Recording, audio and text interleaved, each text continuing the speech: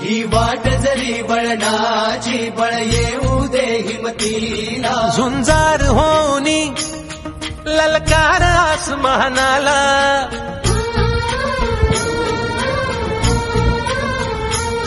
लावून कपाळी माती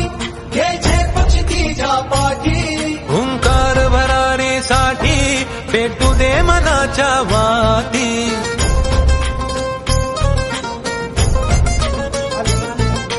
मानमनी अभिमान मनाची शान खुल्या आसमानी, ही वाट जरी बळणाची बळ येऊ दे हिमतीला, झुंजार होनी ललकार आसमानाला,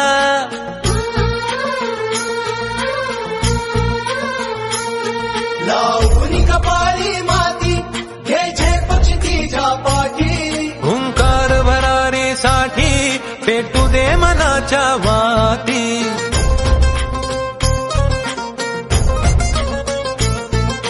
मानमनी अभिमान मनाची शान खुल्या आसमानी, ही वाट जरी बळणाची बळ येऊ दे हिमतीला, झुंजार होनी ललकार आसमानाला,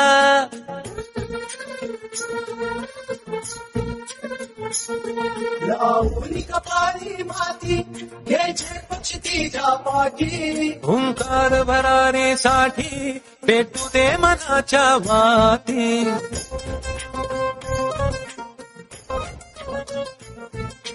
मानमनी अभिमान मनाची शान खुल्या आसमानी. सांगली जिल्ह्यामध्ये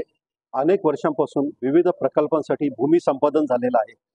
आणि या भूमी संपादनाच्या निमित्ताने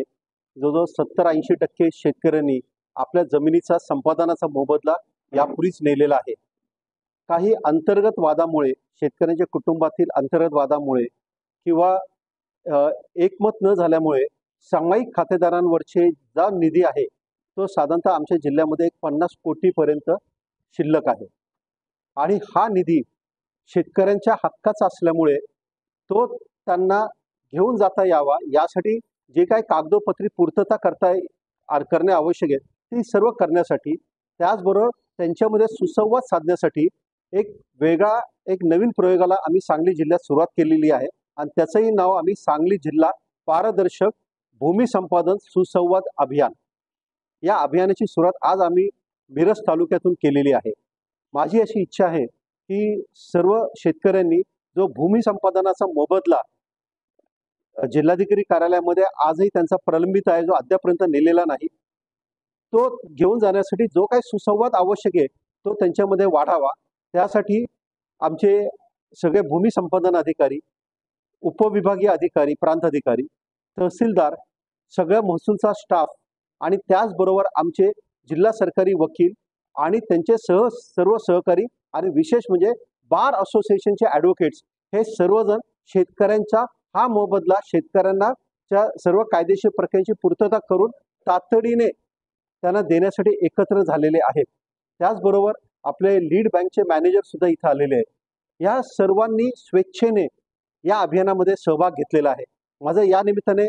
सांगली जिल्ह्यातील सर्व शेतकऱ्यांना आव्हान राहणार आहे की त्यांनी